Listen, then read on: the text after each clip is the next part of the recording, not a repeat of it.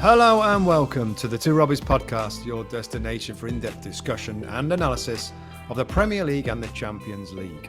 I'm Robbie Mustoe, he's Robbie Earle, and here are today's topics. Manchester City dominate Real Madrid in the second leg of the semi-final at the Etihad to advance to the Champions League final. Is this finally the year for Pep and City? Inter eliminate crosstown rivals AC Milan to reach the final for the first time since 2010. Ivan Toney handed an eighth-man suspension by the FA over betting breaches, and Luton Town and Coventry City are heading to the Championship player final to reach that final or gain that final spot to the Premier League. That's what we've got coming up in today's episode. All right, Robbie Earle. Let's get cracking, my friend. What a game, what a game, what a game. Manchester City 4, Real Madrid 0. They've reached the Champions League final.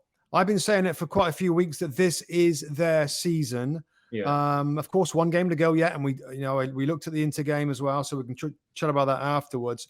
But just off the top, Rob, I'm sat there watching this at half time. I'm like, I don't know whether I've seen Man City play as good as that. It feels like this is a culmination of Pep's kind of learnings, experiences, time at Man City, finding the right balance, which is the key thing for me in terms of defenders and insurance when it breaks down. Not that it did in the first half particularly, but it feels like this is the best version of City, Rob, we've seen for many, many seasons. Yeah, I totally have to agree. I think if you think, Rob, of the first 45 minutes, that's as good as I've seen Manchester City play in Europe ever. Considering the stage of the competition, considering the opposition, considering the quality individuals who can have moments to change a game, it was an absolute clinic, to be honest, against a team that we all know were dangerous. We all know can sit without the ball at times and still hit you in moments. But this was City at their best, Rob. This was City posing all kinds of problems. This was City where John Stones, mate, at times ends up in the number 10. Yeah. Incredible where he's come from, a centre-back come full-back who now ends up in midfield and half the time, sometimes out on the left-hand side. It's the resurgence, Rob, of some players who maybe thought maybe their time at Manchester City was coming to an end. Gundogan, we've seen what he's done in the league recently. Bernardo Silva was his night tonight. Yep. A combination of players, Rob, who, and I'm going to give Jack Grealish a little mention. Yeah. Jackie Grealish, my friend. What a game he had, an mate. Important player.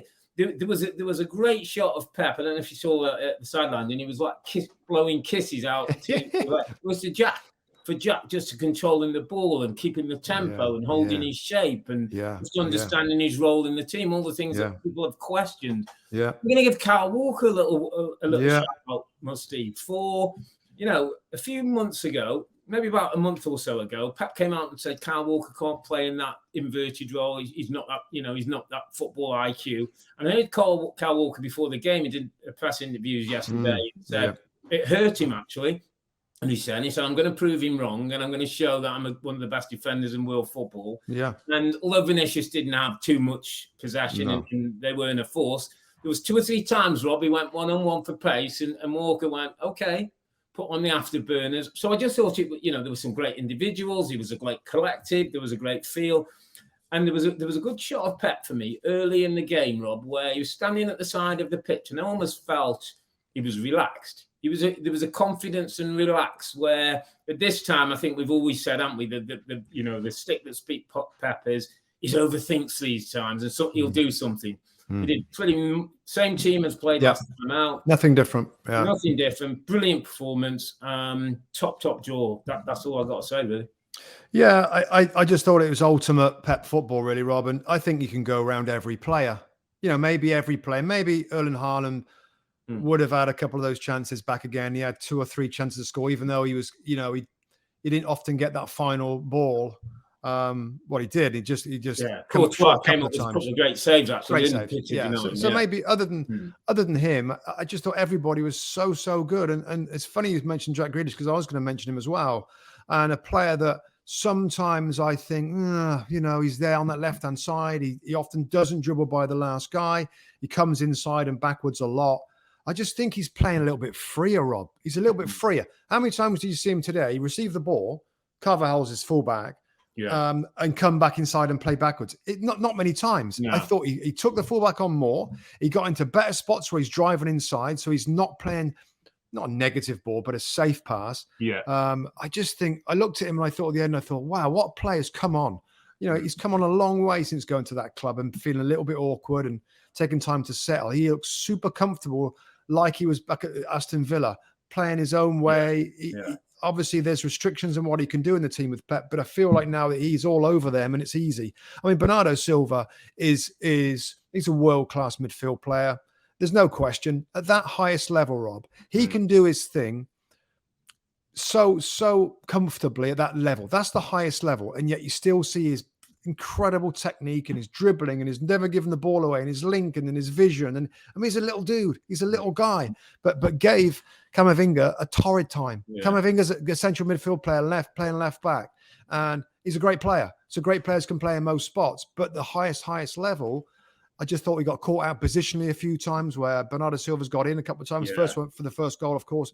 De Bruyne's ball for the first goal is so. Can you imagine if you're marking? If you're playing against City there, you're probably thinking De Bruyne is going to swing it into the back post. Yeah. And all of a sudden he sees something and he slaps it into the feet of Bernardo Silva, who then drags it into the corner. I got to say, mate, I haven't sat downstairs watching a game and enjoyed a game of football like that for a long time. I think I texted you guys saying this is awesome. This is what I would say the definition of awesome is. It's awe-inspiring, some of the football that Man City managed to play. And I think Pep, he got dressed up a little bit. You get the big games, Rob. He puts his little jacket on and he goes to the wardrobe. Yeah. So I mean, I thought that is a bigger as a statement performance. Yeah. In any competition we've seen this season, Rob, given who they're playing against and given, I thought everybody thought it was going to be tight. I thought it was going to be tight. I thought it was going to be a very similar game, but they got the breakthrough goal. Yeah. The header from Bernardo Silva goes just over the top of that last defender. And from then on, they're in total control of the game. It was just a first class. I mean, it's good atmosphere in there. Right, fans were loving it. I tell you, I mean, the second half was a little different, but I thought it was a brilliant, brilliant game. It was. And there was a couple of things. So one of the things that stands out, and you talk about the awesomeness and the football and the control, and it was even the first goal, I noticed John Stones makes a run from midfield beyond, almost like into a right wing position. He then sets the ball back, sets it to De Bruyne. De Bruyne plays in Bernardo Silva in a rotation, and Bernardo Silva's in. And Camavinga, who's a young central midfield player playing at left back, didn't really know where he was, didn't see the run, and Bernardo Silva's in. But one of the things that stood out to me today, Rob, more so in the first 45 minutes, and then I saw it in the last 10 minutes, which was interesting. I'll come to that, is the hunger that City have when they lose the ball. It's incredible for a team who's won that much, who plays that well, who've got so many big-time players. But they want this, Rob. This is the big one they want, don't they? Yeah, but they were doing it on Saturday, mate, against Everton, I've got to be honest. I was watching that game. They was hungry then, and that's almost my point. It doesn't matter. In the Champions League semi-final, in the one they won, you kind of go, okay. But how about an off day now and then when I'm at Everton away and it ain't going well? They don't do it. They do it then, and it's like it's a given that they do it. And then I'll tell you what happened in the last 10 minutes when I thought when Foden came on and Alvarez came on, I thought there was another. I thought Phil Foden must have ran further in than Vinicius Jr. in the 10 minutes he was on, mate. He chased and harried everything. Him and Alvarez between them ended up scoring a beautiful fourth combined for the goal. Yeah. And that's another so the ones that come in, Rob, keep it going or raise it up again. That's what he's got here. That's a bit different, a bit special. The hunger to that you see whether they're playing Bournemouth in the Premier League or Real Madrid in the Champions League, it's the same effort that goes into it. And you take that attitude and effort and quality of players. And for me, I still think a lot of this goes back to the tactical acumen of Pep Guardiola.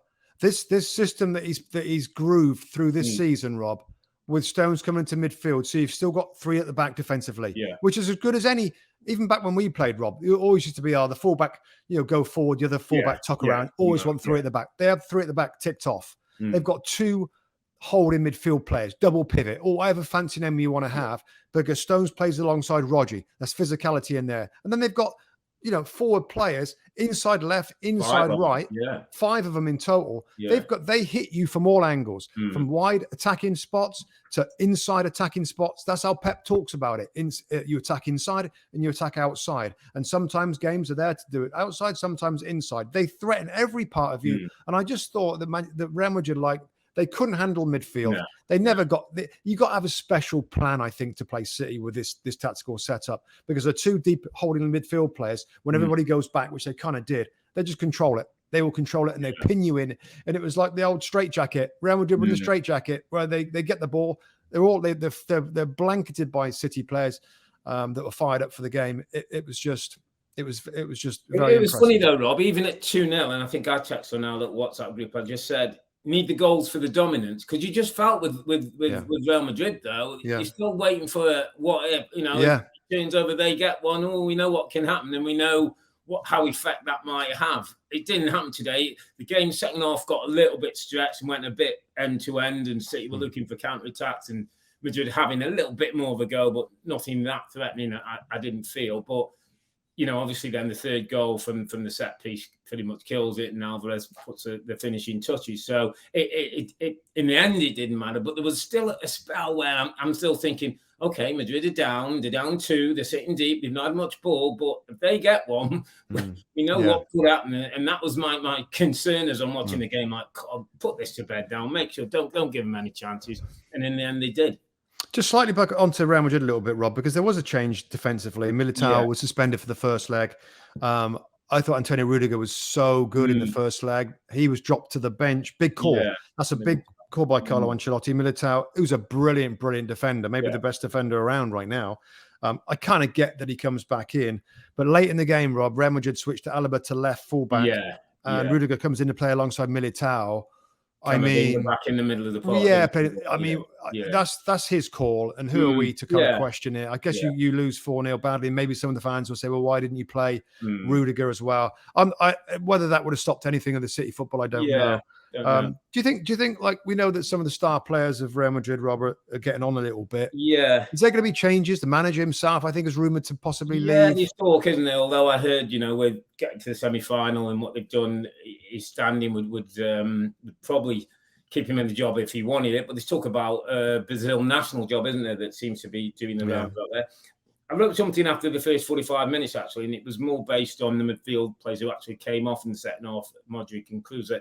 They looked aged in the first 45 minutes. It's like they couldn't stop what was coming. And it wasn't just necessarily them, and it wasn't necessarily an individual thing, but just you saw the age of players who couldn't live with the movement, the speed, and the passing and clinical play that City had. And that is the question now, whether these are going to be a little bit of a turnaround. We know Jude Bellingham's already earmarked to go to the football club. He's talk of 1 or 2 others moving in. So whether it is this group, and what a group it's been. Was it 5 of the last 8 Champions League, mate?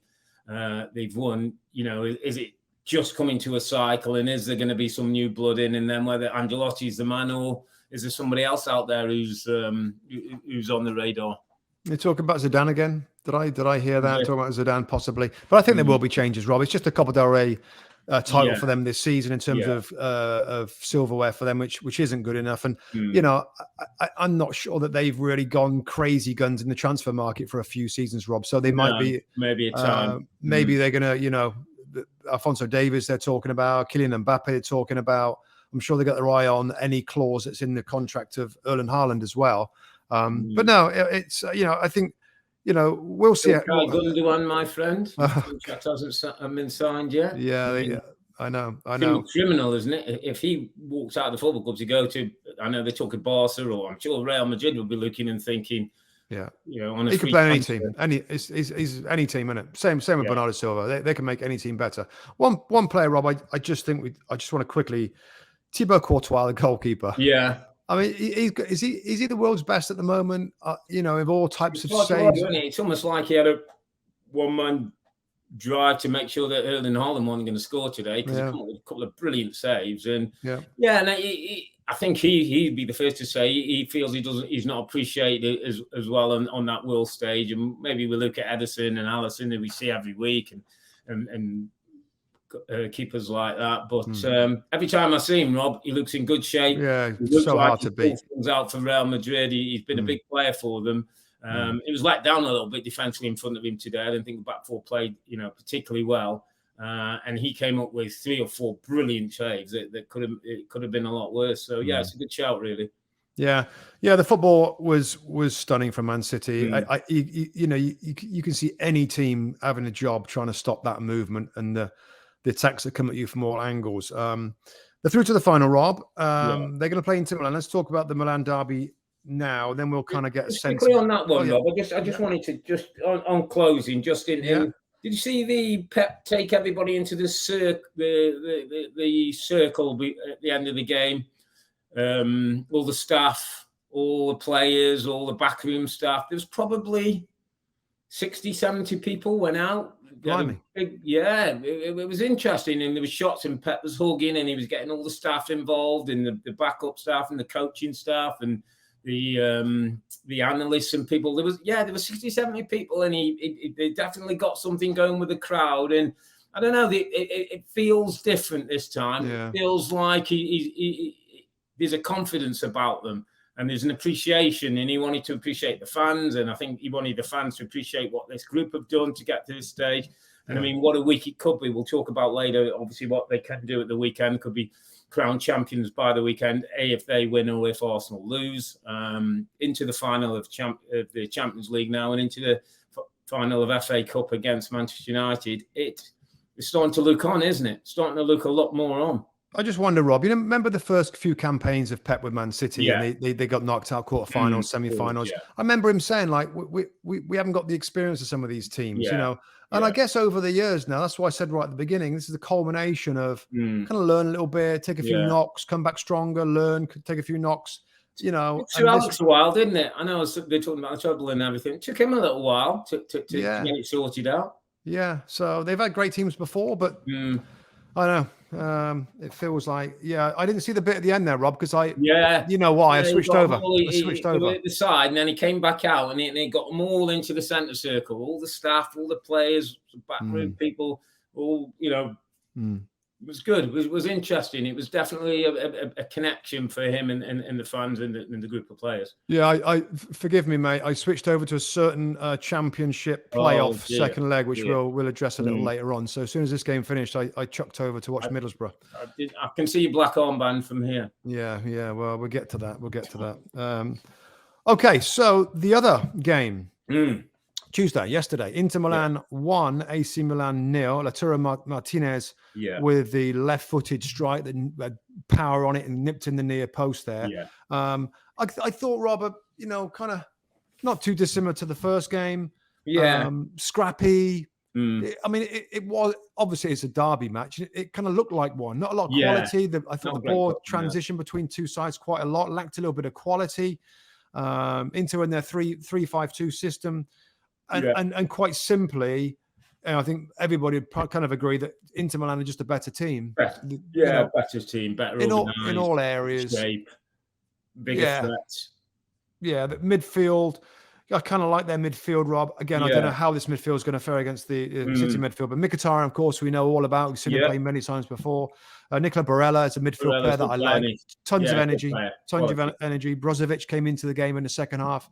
And you got those, experience in attacking areas, and Martinez, Edin Dzeko, and Romelu Lukaku came on later on, Rob. So this, they're clearly a better side. Rafael Leao did start for AC Milan, got starved of the ball, and didn't get a ton of the ball. Had one run on the outside where he missed the post, but couldn't really affect the game that much, I didn't think. Yeah. So, Olivier Giroud, again, there's players out there that we all know, everybody knows. Giroud didn't get a ton of service. I just thought Milan lacked a little bit of quality throughout. Really to see or give them a real challenge to Inter Milan. Not a ton of goals, obviously, in it. 2-0 from the first leg and then 1-0 here. But Inter absolutely looked like the best team of these two, didn't they? Yeah, certainly. And you look at, I went through the team, Rob, and I was goalkeeper Nana. Like him, by the way. Yeah. Well, there's rumours. I can't think who it was now, but there's I did hear. Is it Chelsea again? Is it? I hear a rumour about Maybe, that. Yeah, with the Mendy going and whether they're not sure with Kepa, whether Poch might come in. But interesting, I thought two wing backs, thought Dumfries and DeMarco do a good job for them. Know the roles, can sit in at times, which they might have to do against. Dumfries is a toughie. Yeah, he's tough. He did a good job against layout. DeMarco's got a decent left foot. Yeah. Martinez, as you say, is probably the one real quality at the top end of the pitch. And I kind of had my Romelu Lukaku, Rob, who would come back and whether he'll start in the final against City, possibly not, but from the bench, he's been in good form in the league recently. I saw recently a few goals, helped the assist. And one of the interesting things I picked up after the game, Rob, that this talk that Chelsea and Pochettino is open to a conversation about Lukaku possibly coming back into the fold. I'm not really excited about that, Rob. I think, and it's not easy to get to sell a player. I just think that ship sailed. Yeah. And I don't know whether new manager, new regime, different outlook. Yeah, there's obviously a chance of that. There is obviously a chance of that. And Lukaku, I just tell you what I think about Romelu Lukaku, Rob. And this is maybe sounds a little bit harsh. I don't feel he's mentally tough. I don't think he's a mentally tough player. Physically, incredibly tough. I think there's moments, Rob, where he's moody. I think that's a little harsh. Okay. Well, I'm just saying, I think he has moody periods.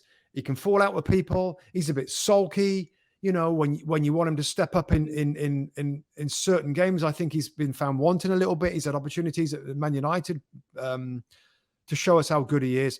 And so, there's been times where allegedly he's come back from pre-season a little heavy. He's had to work it all off to get back in his best shape.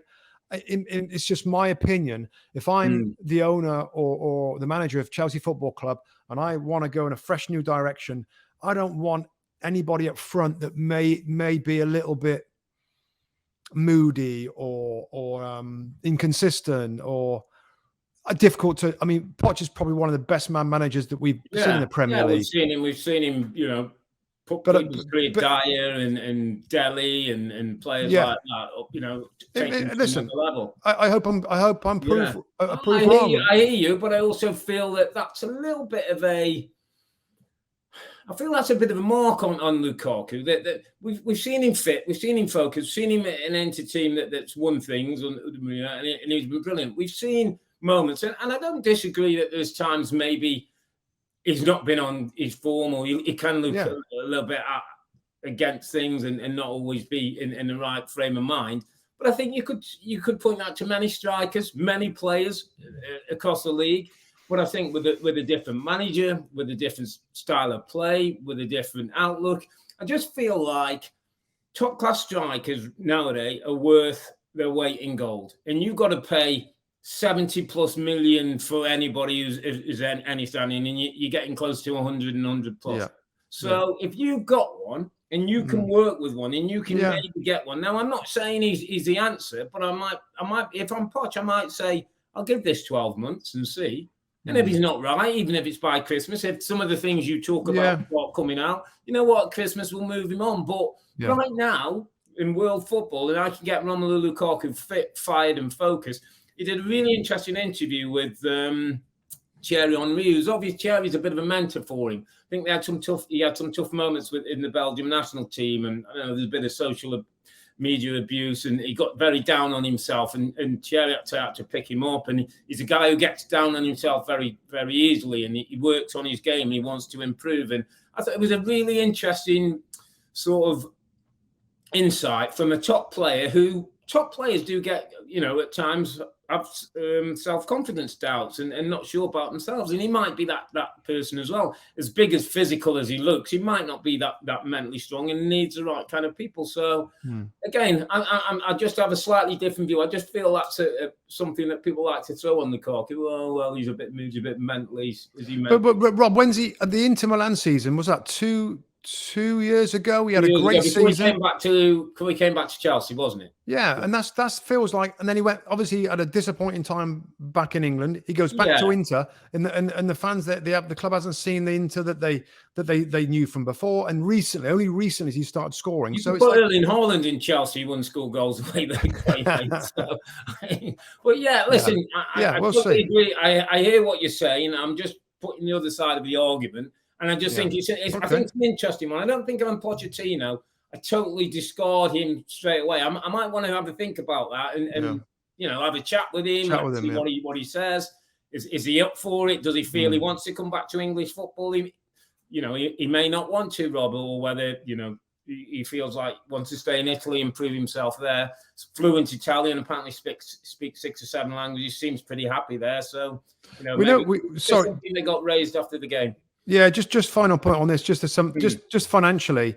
Now, I think we understand that Chelsea could run into financial fair play issues. Now, he either saves them a ton of money, or if they could sell him and they could get possibly 70, 80 million pounds for him, then that could help them in their, either bringing somebody else or try and balance the books a little bit. So I think financially it could be on both sides here, where they can save money if he could be to their advantage to use him in the financial fair play. So see how that one goes, but certainly through to the Champions League final, no doubt be underdogs. But I heard in Zog, you're saying, listen, we'll happily go as underdogs. That doesn't mean that they can't go and win that game, mate.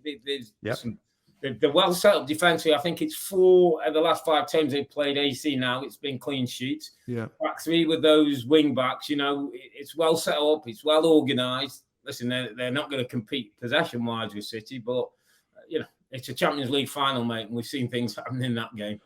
Absolutely right. Absolutely right. It will be fascinating. And I think when I watch that game, I'm like, at least they've got a few people that can do a little bit. They can, whether it's where they're going to play 2 up front, which would be very brave, given City's dominance, and that's 2 players really that aren't going to be defending with the team so much unless they're super, super deep.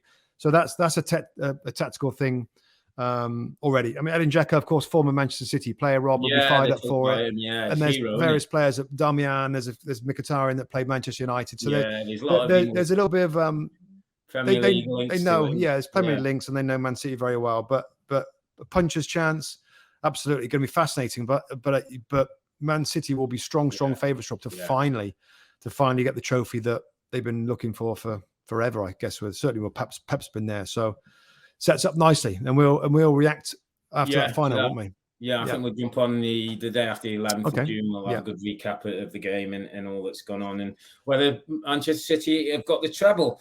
To get the treble, mate, they get the chance to get their first trophy this weekend. Either if Arsenal were to lose against Forest, or City beat Chelsea in the game Sunday 11 a.m. Eastern Time on USA and Telemundo. Could you see a little bit of rotation in 1 or 2 players after tonight? I thought Kevin De Bruyne looked a bit leggy. He did. Emotionally and physically, it maybe took a lot. Could be a time to throw, Foden start, Alvarez start, Mahrez start, Calvin Phillips even maybe getting a start. Yeah, absolutely, Rob, and I think they'll do it. I think they'll do it on Sunday. They win the game, it's all over. Another Premier League title for Man City. Of course, Chelsea have got some quality there that can upset, but don't you think the feel-good factor, the atmosphere from tonight is going to carry over? I mean, they're in two cup finals, major cup finals now, and this is another cup final for them. I mean, in some respects, Rob, they get this one done. They can afford to have a look at the last couple of games, can't they, before the end of the season, knowing that they've got two big cup finals. I know he talks about rhythm at times, Pep, but you can get a little bit of rest in somebody for a week or so before you play a cup final, and then before you play a Champions League final. That's got to be kind of the way to go. Yeah, I'd be interested if they do win it, because we know that he likes to he cracks the whip and wants him to keep the same rhythm. Goals, he wants the records. He wants Haaland to keep pushing these records. He doesn't take him off, to late in games as we saw against Everton at the weekend. So he'll keep pushing it. I think it's almost his style to not let up, to not allow tiredness and mental fatigue kick in. But it'll be interesting to see. But can you see Chelsea doing anything, Rob? Can you see Chelsea doing anything? Every time we see Chelsea in a half decent game, you kind of think, there's a big performance in Chelsea probably with these players. I just can't see it against a City team that'll dominate the ball, that'll pull them in all over the place. And the other problem they have is they've got no threat at the top of the pitch, really, have they? I mean, Sterling's come off. Sterling against his former team got a brace last weekend from the left-hand side. Yeah. But he'll be up against Kyle Walker of Walker Plays, and I'm sure Kyle Walker will be getting himself ready for that one, watch to show his speed and whatever. So I just can't see them dealing with the possession, to be honest, that City have. So whether Arsenal let themselves down and don't do it against Forest, but certainly can see City doing it against Chelsea and getting their fifth title in 6 seasons. Okay, mate, let's move on to a little bit more of Premier League news that broke this morning. I woke up to see that Ivan Toney has been suspended for 8 months over these betting breaches, suspended from all football for 8 months through to January the 16th, 2024 now. So it's a big lump of thing that he's not going to be able to be involved in football. That's like having a really bad injury, isn't it? Being out for 6 months and not being able to do it. So apparently he was charged for 232 breaches with FA betting rules. I think there was 262 charges in total, 30 were dropped. But for the 232 breaches, he's got an 8-month ban. Now, I know some people have asked questions and friends were saying, like, Kieran Trippier, do you remember he got banned? He got a 10-week ban at the time, but his was something like 10 charges total, and then it was reduced to 7. So I think there's something like 7 charges for Trippier.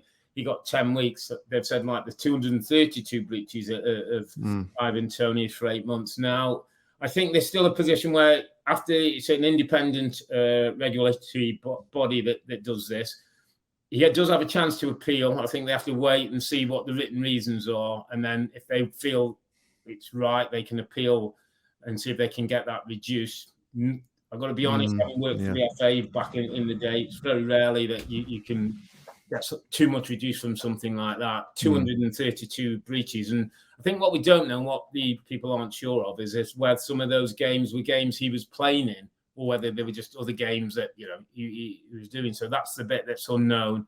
But 8 months out is a massive blow for Toney. 20 Premier League goals this season, banging form, and 1 or 2 people talking about 1 or 2 bigger clubs maybe looking at him. Well, yeah, and they probably won't now. This is probably what they're waiting for, Rob, because if it was going to be a long ban, which this is a long ban, there's not really any point.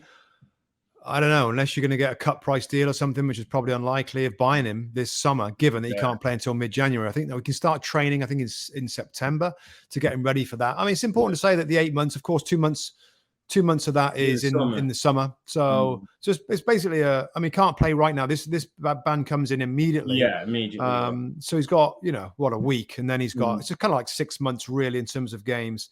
I mean, it's a harsh ban, Rob, but he broke the rules multiple times. And there's one thing that you don't want to even start thinking about is players betting on football.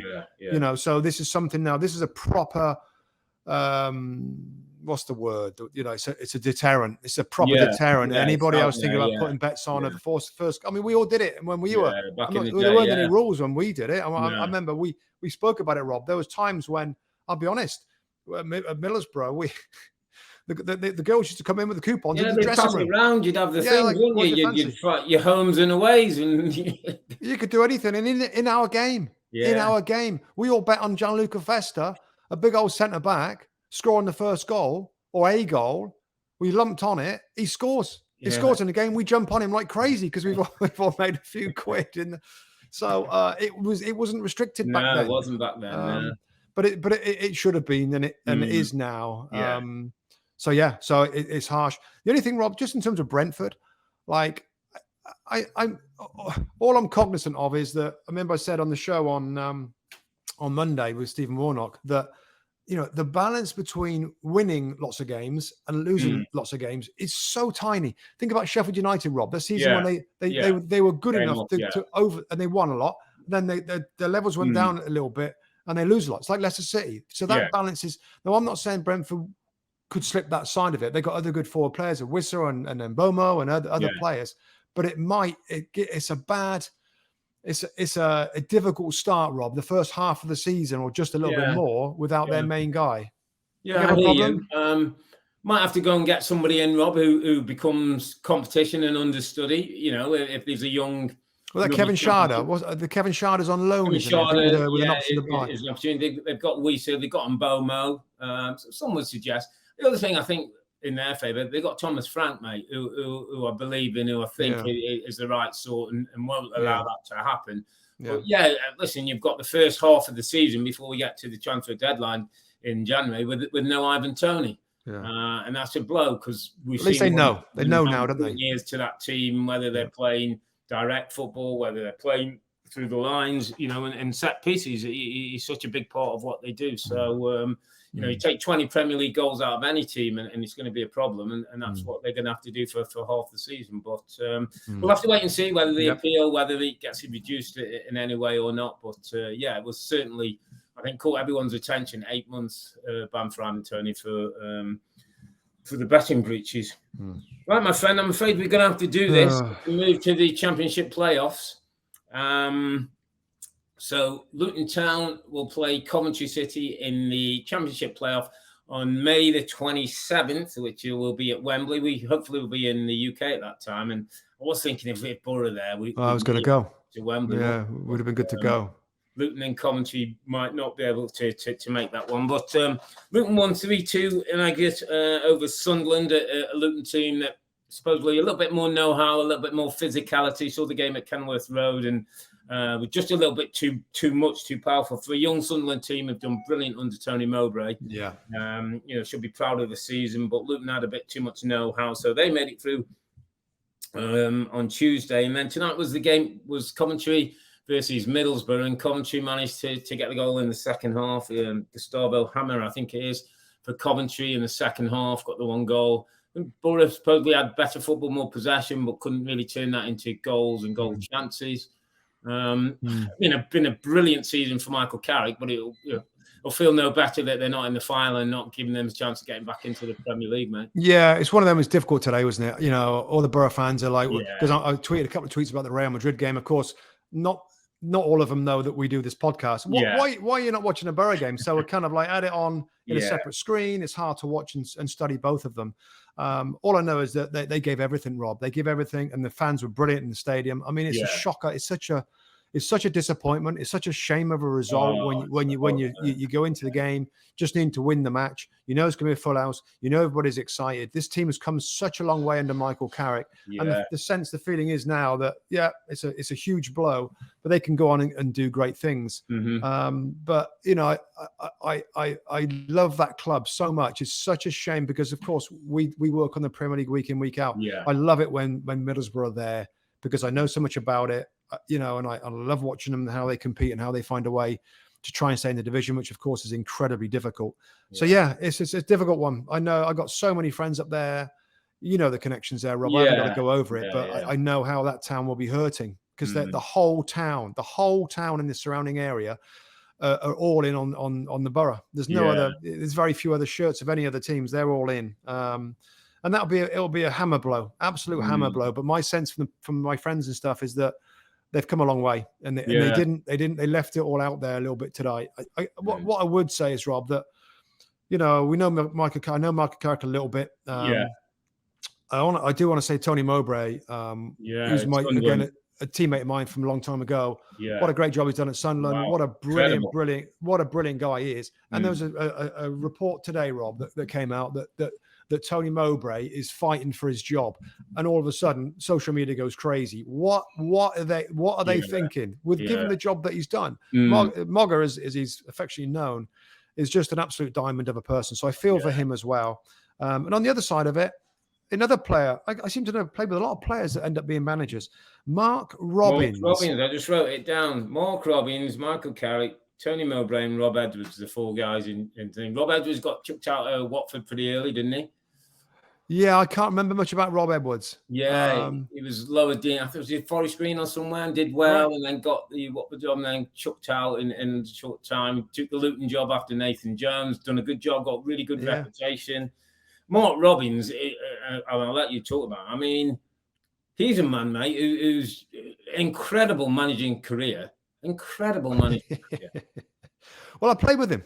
He's a pal of mine. Mark Robbins. We played together my last season. That season was Dean Smith and Mark Robbins in the same dressing room. Sheffield Wednesday, my last year. Mark Robbins was there, and he was a little thinker of a guy, and he was a quiet little guy, but super experienced and know-how as a striker. Knew how to make runs. He helped the young players. He's a brilliant guy. So again, I'll be excited if they end up going through. I'll be excited to see him. But sorry, mate. Just talk about blast from the past here. Luton Town, one of Luton Town or Coventry City. Road, mate, will be special if it comes in the Premier League. It'll be a special little place. People. It's a tiny little stadium. It's right around the houses and all. I mean, it'll be one of those. We'll do a show on that for sure if they come up. They got a little. When I played there, Robbie, the little executive boxes are real close on one side. Around the side. Can you get your head around Coventry City? Where have these two clubs come from? To be on the brink. We're a regular Premier League team and we were playing. Oh, yeah, of course. Yeah. Beyond Dublin and Huckabee and all those. And was that Strachan's team? Was it Strachan's team or something? Team there, yeah. Noel Whelan and all those guys. God, to one of these to make it is incredible. Yeah. Like, wow, I have no idea how they even think about trying to produce a team to stay in the division. I hear that Luton Town, Rob, you saw it, and I hear they're a bit long ball. They smash it up to the front. They've got a bit of Wimbledon gene in there, like get it forward and get it. To the two big strikers, they get it forward into. That's all right. We'll have a little bit of that. We'll have a little bit. Yeah, we'll have a little bit of that and look at that. But yeah, I look forward to that one on May the 27th. Championship playoff before we have Championship Sunday. When it looks like they still could be playing to play on both ends of the table, certainly European places and relegation places. So with that, mate, we'll wrap up this midweek podcast. I think it's just time to pay tribute to Pep Guardiola and Man City, putting on a masterclass against Real Madrid, and now look forward to facing Inter Milan in the Champions League final on June the 10th in Istanbul. We'll be back on Sunday, that's May the 21st, when we'll see if Man City can get the first of a terrific treble, a win against Chelsea, and City will be Premier League champions. And there's lots of other games, match week 37 at both ends of the table. But for now, I'm Earle, he's Musty, together with two Robbies. Thanks for watching and listening. Be safe, stay healthy. The blue moon is rising. It's a good night from me. And it's good night from him. Good night.